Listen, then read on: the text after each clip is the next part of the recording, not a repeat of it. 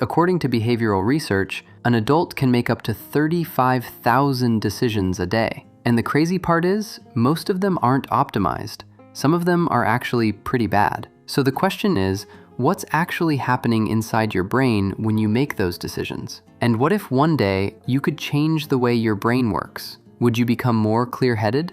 Today, we're going to break that down together. And by the end of this video, I'll give you a simple framework from Harvard to help you make better decisions. First, let's talk about what a bad decision is quietly doing to your brain. When you make a bad decision that feels good right away, like choosing to scroll TikTok instead of doing skincare and sleeping early, or ordering junk food instead of cooking, your brain gets a hit of dopamine instantly. And it doesn't really care if it's good or bad. It just registers, this feels good. And from that point on, it marks that behavior as a reward. When this keeps repeating, you're basically training your brain in a very dangerous way. You're building a broken reward system where harmful behaviors get labeled as worth repeating. And over time, it becomes harder and harder to resist instant gratification. The reason is, your brain is following an old energy-saving pattern from our ancestors. Yeah, I hate that system too.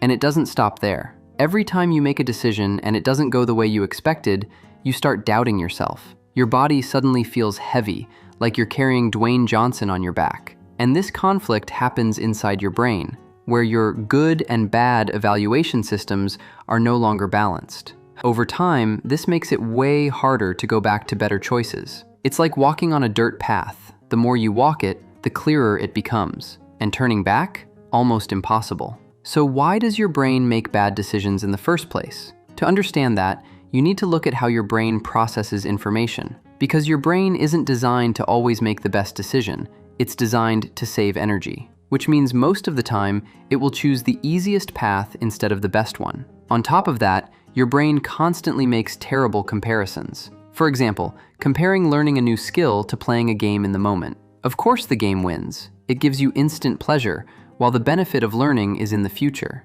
You're also affected by optimism bias, where you underestimate risks or overestimate your control. Like telling yourself, just a little won't hurt. And yeah, you already know how that ends. Not to mention other factors like cognitive biases, personal differences, past experiences, and especially multitasking, something Gen Z does all the time. Listening to music, texting, working at the same time, and then wondering why you keep making dumb decisions. To make it clearer, imagine your brain as a dense neural network. Each choice you have is a different group of neurons. When you're about to make a decision, these groups compete and inhibit each other to find the best option. But since your brain wants to save energy, it usually prioritizes familiar or easy-to-process options. After a decision is made, your brain releases dopamine to mark that behavior. And if the dopamine is high, your brain stores it as, do this again. When your thinking system and comparison system get blurred, your decision quality drops fast. Like when you're at a party with friends. You're tipsy, emotions are high, and you start making stupid promises. Really stupid ones. There has to be a way out, right? Yeah, there is. And here are a few methods I found, including some advice from Harvard.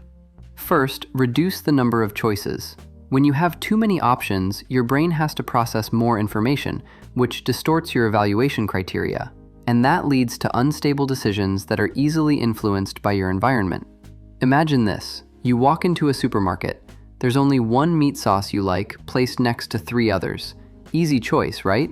But what if it's placed among 20 different sauces? Which one are you picking? Second, try the 3 circuits method when making decisions. The first is the good circuit. Ask yourself which option brings clear, long-term benefits. The second is the bad circuit. Look at the negative outcomes that have happened before. And the third is the memory circuit. Face the reality of your past choices. Did this option actually work before? Be honest, for real. A simple example.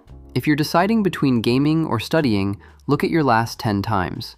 If 7 times gaming left you tired and regretful, while 3 times studying made you feel clearer and better, then your memory circuit already gave you the answer. The question is, are you willing to accept it? Finally, there's the force options to compete method. This is something mentioned by Harvard lecturers, and I find it really useful, especially for someone with a lot of ambitions like me. Instead of comparing everything at once, compare them in pairs. Take A versus B. pick the winner.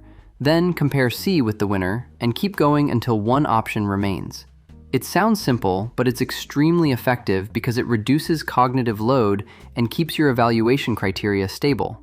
However, you need to follow 3 rules. Don't change your criteria between rounds, don't go back to options that already lost, and don't use more than 4 options. The examples I gave are the simplest ones, just so you can understand how your brain works.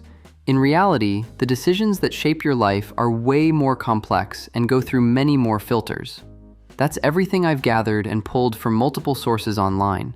And if you think something doesn't make sense or you have a different perspective, drop a comment and let Paw know. And if you feel like you're spending way too much time on social media and can't control it, click on this video. Paw promises you won't regret it. Paw, signing out. Stay sharp, stay weird.